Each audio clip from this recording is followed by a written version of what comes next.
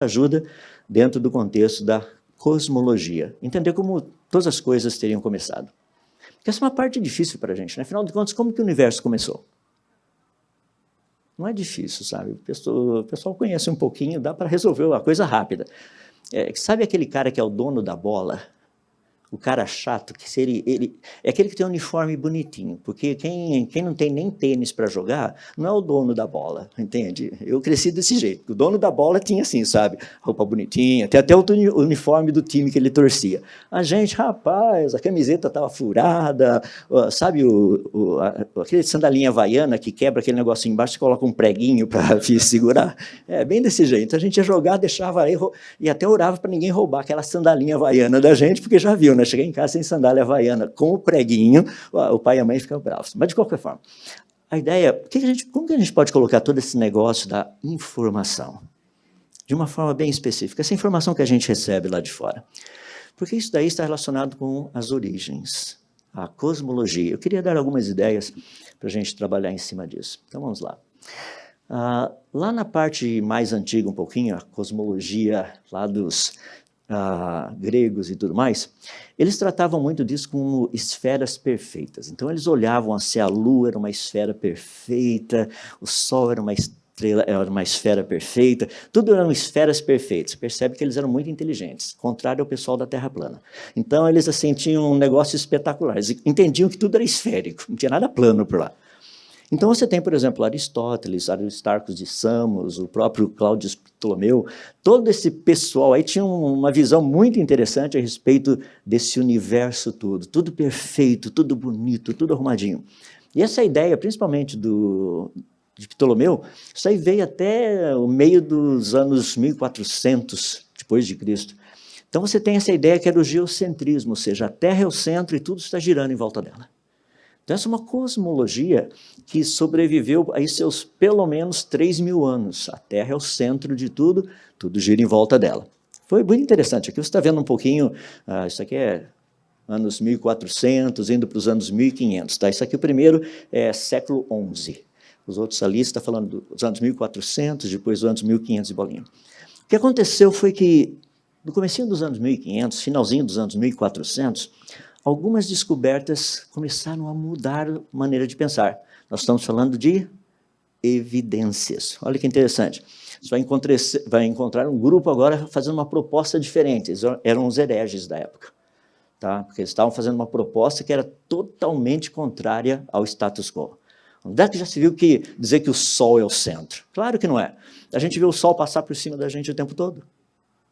Vai me dizer que, é a Terra que gira em volta do Sol. O que mais vocês querem que a gente acredite? Em Saci Pererê? Estou usando as ilustrações que a gente vê por aqui. Por quê? Porque eles viam o Sol passando, o Sol vai daquele lado, vem para esse lado, eles não conseguiam entender que é a Terra que está girando. Mas, de repente, nós começamos a ver algumas outras evidências, começamos a ver evidências, mostrando que realmente o negócio não era geocêntrico, seria heliocêntrico. Então, você tem Nicolas Copérnicos, você tem Galileu Galilei, Johannes Kepler. Por exemplo, Kepler, ele, estudando as órbitas dos planetas lá, ele até percebeu o negócio lá, falou assim, agora entendi como é que funciona. É muito legal, se você ler os escritos de Kepler, ele tentou várias coisas para fazer o negócio funcionar. Daí, um dia, ele estava lá pensando, falou assim, e se as órbitas dos planetas forem uma elipse? Ele falou assim, não é possível, que ninguém tentou isso. E não é que ninguém tinha tentado. Ele colocou lá e funciona. A solução era muito, muito simples, mas todo mundo estava com um negócio assim muito complicado, umas equações malucas. Era simples. Ou seja, simplicidade faz parte. Na física, a gente costuma dizer o seguinte, se a equação é muito complexa, é porque o cidadão ainda não entendeu o problema.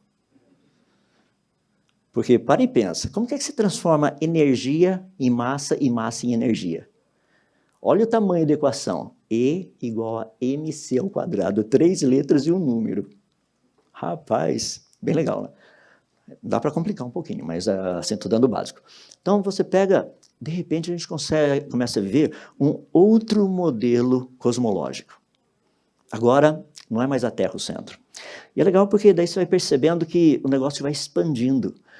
Newton, por exemplo, quando ele trabalha com a lei da gravitação universal, ele acredita no universo infinito, mas ele acredita que essas leis, funcionam em qualquer lugar do universo. Não é só aqui.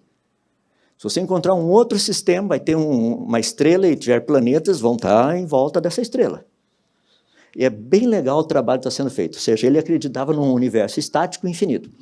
Aí eu vou pular bastante aí, por questão de tempo, porque senão a gente vai ficar vendo todo mundo que apareceu, tem um monte de coisa legal para ver, mas, de repente, Einstein aparece com a ideia de um universo que é estático e é finito, inclusive ele faz essa constante cosmológica, o lambda, que depois ele disse que foi o maior equívoco da vida dele, mas de qualquer forma, todo mundo erra, né? Então, foi bem legal ver o trabalho que Einstein fez. Agora, a gente está percebendo um universo um pouquinho diferente daquilo que a gente tinha visto no passado. Então, a cosmologia está mudando. Pessoal, no começo do século passado, dos anos 1900, acreditava-se que esses negócios chamados nebulosas, que hoje nós sabemos são galáxias, eles estavam dentro da Via Láctea. Eles acreditavam que tudo que existia era Via Láctea. Tudo que a gente estava vendo era Via Láctea. Hoje nós sabemos que a Via Láctea é uma galáxia em algumas centenas de bilhões de galáxias que tem no universo, dentre as mais de dezenas de trilhões de galáxias anãs que tem no universo. Dá para perceber o que aconteceu em 100 anos? Uma coisa é falar que um carro teria surgido espontaneamente. Outra é dizer que a frota do rio de carros teria surgido espontaneamente. Houve uma mudança radical. Ou seja, você encontra Einstein, essa proposta. Logo depois vem também Alexander Friedman, fazendo essa ideia de uma expansão constante, ou seja, o universo está expandindo, daí você encontra o Hubble trabalhando com a chamada constante de Hubble. Eu gosto de brincar com o pessoal, é a única constante que não é constante. Se você estudar, você vai perceber que ela muda o tempo todo. E assim, varia às vezes até de 15%, tá? Entre o valor padrão e o valor padrão. A pergunta é qual o valor padrão? Está meio difícil a gente achar isso aí, mas de qualquer forma.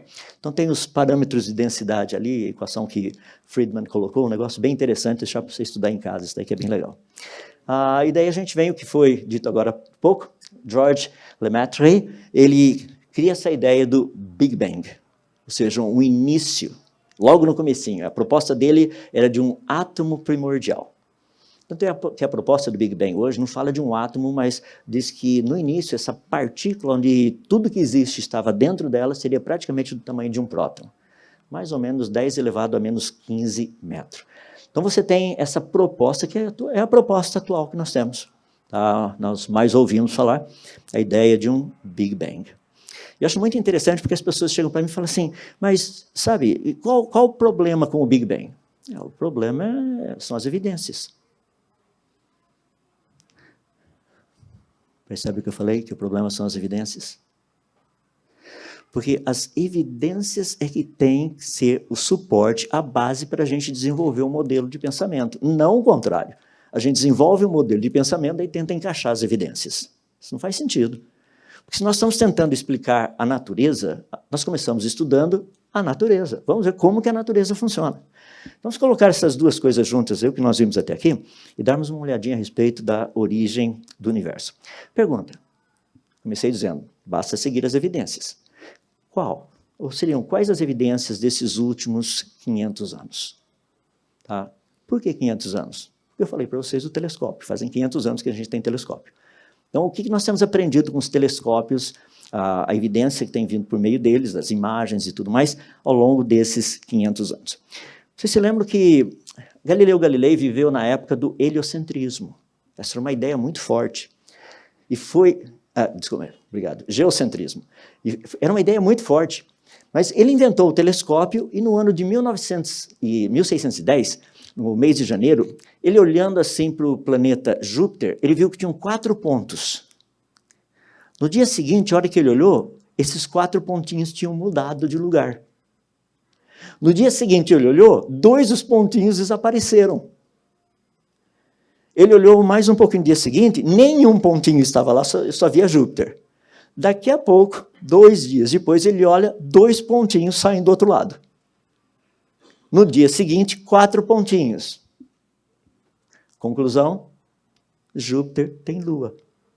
4 delas. Foram as primeiras 4 luas descobertas, ou seja, Galileu Galilei demonstrou que a Terra não é a única coisa na nossa vizinhança que tem coisas girando em volta dela. Júpiter também tem. De repente, toda essa ideia dessa cosmologia ptolomaica, essa ideia de geocentrismo, todo esse negócio, rapaz, pum, cai por terra devido à evidência. Percebe que a evidência que se tinha antigamente era visual. A gente olhava, via o sol nascer lá e o sol ia para o outro lado, a gente via as estrelas passando aqui em cima da gente durante a noite. A visão era o quê? A Terra é o centro e tudo está girando em volta da gente. De repente, nós conseguimos perceber que não é assim que funciona. Tem outras coisas. Eu vou pular de novo, dar um salto meio quântico aí, né? O pessoal falou de salto evolutivo, eu não acredito nisso. Principalmente porque eu moro num prédio de 18 andares. E eu disse para as pessoas que se aparecer algum evolucionista lá, ele tem toda a oportunidade de passar por um salto evolutivo. Entende? É bem legal. Rapaz, vai ter... Dá para fazer um cálculo, né? Você tem mais ou menos 3 metros por andar, se são 18, faz a continha para você ver quantos metros tem. Como a aceleração é 9,8 metros por segundo ao quadrado, você sabe até quantos segundos ele vai ter para bater no solo. Então dá para ter uma noção que o tempo é muito curto para passar por um salto evolutivo. Então, dos padrões evolucionistas. Mas de qualquer forma, vou dar um pequeno salto quântico aqui, vou passar para os anos 1960, só para a gente ver um pouquinho do que aconteceu. Porque lá nos anos 1960, a gente já estava trabalhando com a teoria do Big Bang, aquela ideia do átomo primordial. E uma experiência muito interessante feita por Arno Penzias e também por Robert Wilson. Eles estavam procurando ouvir, entre aspas, coisa que vem lá do espaço. E eles estavam vendo uns negócios meio estranhos lá, não sabiam exatamente o que era isso, mas o trabalho deles acabou dando um prêmio Nobel, e eles descobriram que existe uma radiação de fundo no universo. Ou seja, o universo, essa radiação de fundo, pode ser transformada numa temperatura. Então a gente conseguia saber qual a temperatura do universo. E é uma coisa muito legal, porque o trabalho que eles fizeram nesse sentido foi o primeiro pontapé para mostrar que o Big Bang tem problemas. E problemas sérios. Ou seja, essa ideia da cosmologia do Big Bang, átomo primordial, precisaria ser revisitada e estudada com mais afinco. Então, nós temos aqui um pouquinho do que praticamente foi descoberto, a radiação de fundo. Tá? O nosso telescópio COBE fez isso daí. Dá para você perceber, esse negócio é o que a gente chama de um corpo negro, isso aí não tem nada a ver com buraco negro é outra coisa. Tá? Então, você tem a lei de Planck, estabelece como que a gente pode interpretar esse negócio. Então, deu para a gente ter uma noção que o universo, não somente ele era finito, como ele tinha algumas características muito, muito peculiares. Uma delas é justamente essa. Ele tem uma radiação de fundo, que significa que ele tem uma temperatura específica. E nós temos, inclusive, 3 satélites em órbita que estavam lá. Você tem o COBE, o WMAP e o Planck, todos eles estudando essa radiação de fundo. Dá para ter uma noção do que seria essa radiação de fundo. Um negócio bem específico, mostrando diferença, ou pequenas variações de temperatura no universo todo. E a variação era muito pequena. Negócio que, o que isso daí nos mostrou é que a temperatura observada no universo é de mais ou menos aquela que vocês estão vendo ali, 2,73 Kelvin. Então, um negócio assim, quase 270 graus abaixo de zero, mais ou menos o negócio. Isso criou um pequeno probleminha, um desconforto. Sabe por quê? Nós temos algumas áreas no universo que têm gases superaquecidos. Já pensou esse negócio lá a 270 graus abaixo de zero e o gás está ainda superaquecido? Por bilhões de anos. É mais ou menos como você vai aquecer, esquentar, fazer um ovo quente de manhã, coloca lá no fogão, tá? A água entra em ebulição, você desliga o fogão, o coisinho lá, no dia seguinte você volta e a água está em ebulição ainda. Mas está desligado. Qual o nome que você daria para isso? Milagre, eu também, sabe? Não tem outro jeito de explicar, porque eu tirei a fonte de calor, o negócio está em ebulição ainda, misericórdia, tem demônio, alguma coisa assim. Não beba essa água, porque essa água tem vida, tem alguma coisa ali. Ou seja, nós descobrimos, essa é uma característica do universo. O universo é extremamente frio. Um universo extremamente frio, com coisas extremamente quentes, a gente tem que pensar a respeito. Como é que funciona? Será que esse negócio estaria lá realmente por milhões de anos, por bilhões de anos? Como é que funciona isso? Percebe? Ou seja, nós percebemos que essa radiação de fundo, essa temperatura é praticamente constante em todas as direções, muito, assim, flutuações muito pequenas. Nós percebemos também que o universo, por ser um corpo negro, ele é um sistema fechado. Rapaz, não é legal? O universo é finito. Você fala, não, o universo é infinito. Não, ele é finito. O único que é infinito a gente sabe. O que é finito também a gente sabe. Então existe uma diferença entre os dois. Tá? Então, num universo finito, algo que é muito interessante, fechado, todas as leis da termodinâmica aplicam-se a ele. Então, agora fica mais fácil ainda a gente trabalhar. Por quê? Porque nós conhecemos as leis e conhecemos o meio onde essas leis funcionam. Agora, é só trabalhar. Já demos o enunciado do problema, conhecemos as equações, vamos aplicar e ver o que acontece. E aí é que a coisa fica interessante. Por quê? Se eu aplicar tudo isso que nós descobrimos até agora, seria algo mais ou menos assim. Eu vou dar uma visão bem rápida, o Dr. Kelson pode depois te dar todos os detalhes com grande precisão, porque físico-química é a parte dele, termodinâmica ele trabalha, tudo isso aí, mas vou dar o básico para vocês aqui. Quando nós pegamos as leis da termodinâmica, todo esse pacote, nós observamos que existe uma tendência de todos os sistemas de passar por um processo de deterioração à medida que o tempo avança. Você percebe isso até nas coisas mais simples da nossa vida. Você pega, por exemplo, você compra um carro novo e, à medida que você vai usando, o carro fica velho. Lá nos Estados Unidos, descobriram semana passada uma BMW de 1900 e bolinha, 40 e poucos, nunca foi usada. Estava guardada numa garagem. E sabe qual é interessante? Ela vai passar por uma restauração. Ué, mas nunca foi usado, vai ser restaurado o quê? Segundo a lei da termodinâmica. Ou seja, à medida que o tempo vai passando, o negócio vai se deteriorando. Ou seja, só por aqui nós podemos fazer algo muito reto e direto, mas radical também, que é contrário a tudo que tem sido proposto. Baseado no que nós conhecemos, leis da natureza. Como já foi dito, nós não criamos as leis. Nós apenas as descobrimos. Então a gente dá uma olhadinha nesse negócio, vê como é que a coisa funciona e fala, uau, espetacular. Se aplicarmos as leis, pegar a termodinâmica, seria mais ou menos assim. Se eu voltar 1000 anos atrás, o universo seria melhor ou pior do que ele está hoje? A resposta é óbvia, melhor, mais organizado. Se eu voltar a 10 mil anos atrás, ele estaria mais organizado do que ele teria estado há 1000 anos atrás. E se eu voltar a 100 mil anos atrás, ele estaria mais organizado do que ele estaria 10 mil anos atrás. Em outras palavras, se a gente chegar lá no começo, percebe? A segunda lei da termodinâmica é uma única lei que nos mostra em qual direção o tempo vai. Nenhuma outra lei da física mostra isso. Então nós sabemos para que lado a coisa está indo. Em outras palavras, o óbvio seria, ao olharmos no início do universo, encontrarmos o quê? Coisas no início, começando a ser alguma coisa, ou coisas completas, complexas e perfeitamente funcionais. Bom, isso aí a gente tem a resposta, né? Não é difícil a gente ver. Um trabalho muito interessante foi feito pela Francesca Rizzo. Ela estudou uma galáxia, essa que está ali embaixo. Esse negócio está a só 12 bilhões de anos-luz de distância da gente, tá? Está lá no começo do universo. E ela viu que estruturas observadas em galáxias espirais próximas, incluindo a Via Láctea, já existiam há 12 bilhões de anos atrás. Rapaz, como é que é o negócio? Há 12 bilhões de anos atrás já tinham galáxias iguais à nossa? Não era para ter ainda. Era um processo inicial. As galáxias deveriam estar se formando.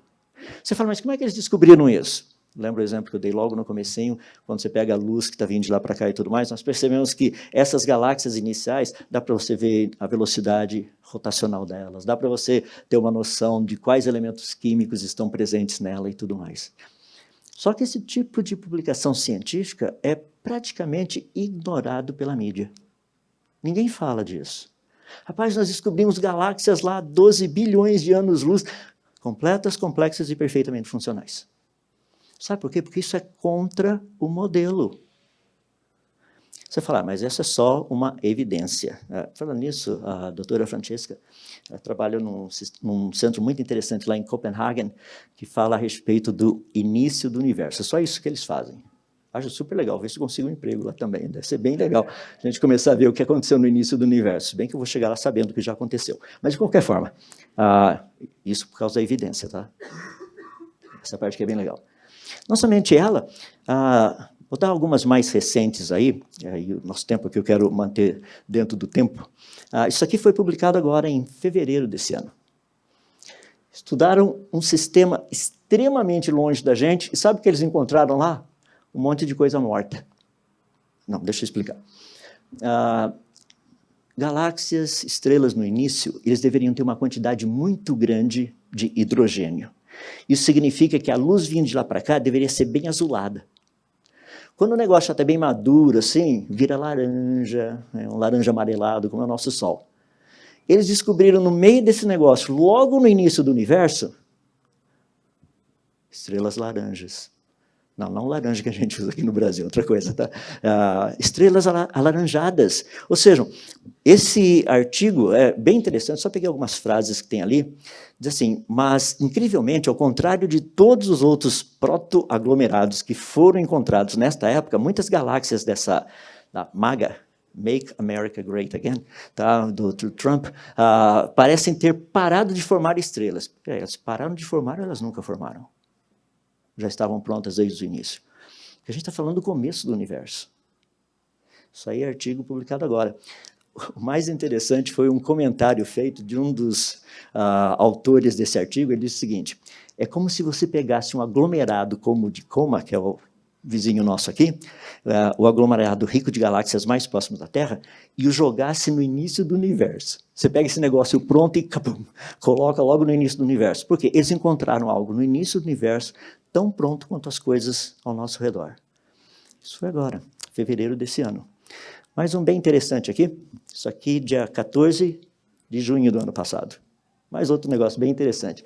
Tem um sisteminha, isso aqui eles observaram através de lente gravitacional. Então, eles estudaram essa galáxiazinha que vocês estão vendo aqui no meio, parece uma manchinha, né? Você fala, mas nem dá para ver. Visivelmente não, mas se você pegar, fizer o traçado das linhas do espectro, você aprende um monte de coisa do que está ali. Então, é bem legal, olha só o que os autores falaram a respeito disso. Essa é uma galáxia logo no comecinho do universo, tá? Ela é extremamente empoeirada, é a galáxia mais distante conhecida até o presente momento, que tem sido estudada de forma metodológica. Então, eles disseram o seguinte, vimos esse tipo de emissão de ralo de gases estendido de galáxias que se formaram mais tarde no universo. Ou seja, nós percebemos que tem gases ali assim, que teriam se formado muito, muito tempo depois do início do universo. Mas vê-los em uma galáxia tão primitiva significa que esse tipo de comportamento é universal mesmo nas galáxias mais modestas que formaram a maioria das estrelas do quê? Universo primitivo. O que está sendo dito aqui é que logo no início do universo, as coisas já eram praticamente como elas são ao nosso redor. Não existe uma diferença. Bom, eu só coloquei alguns ali para vocês, para fazer uma história longa, curta, meu tempo está acabando. Uma listinha de coisas aqui do que a gente tem descoberto, praticamente desde 1994 até agora. Tá? Galáxias adultas no universo infantil, estruturas altamente desenvolvidas no universo jovem, cidades antigas de galáxias modernas, galáxias maduras a 10 bilhões de anos-luz, galáxias completas a 13,5 bilhões de anos-luz, água encontrada logo no início do universo, espalhada para lá e para cá, galáxias espirais logo no início do universo. Espera aí, galáxia espiral no início do universo? Rapaz, isso daí não tem como. Galáxias massivas, galáxias com alta metalicidade em objetos distantes, galáxias massivas com estrelas formadas há 12 bilhões de anos atrás, galáxias poeirentas e normais no período de reionização, logo no comecinho, há 13 bilhões de anos atrás, galáxias de grande massa no início da história do universo, galáxias de grande massa quando o universo tinha 1 bilhão de anos, disco galáctico semelhante às proporções de galáxias espirais no universo aqui ao nosso redor. Esses dois últimos eu acrescentei só para a gente ter uma noção, que é a alta fração de galáxias quiescentes, aquelas sem atividade, estão quietinhas, calmas. E não era para ser isso. No início do universo, o negócio era para estar borbulhando. Não está. E galáxias primitivas iguais às atuais. Pessoal, nós estamos entrando agora numa nova era da astronomia moderna. No dia 25 de dezembro do ano passado, foi lançado o telescópio James Webb. Tá? Ele tem esses 18 espelhos, formando praticamente um super espelho de mais ou menos 6,5 metros. Ele vai estar olhando principalmente das frequências assim, do laranja até o infravermelho. É extremamente sensível. Só para você ter uma ideia da sensibilidade dele, isso aqui era o Spitzer, um dos principais telescópios de infravermelho que nós tínhamos. Dá uma olhadinha na imagem do Spitzer e do Webb.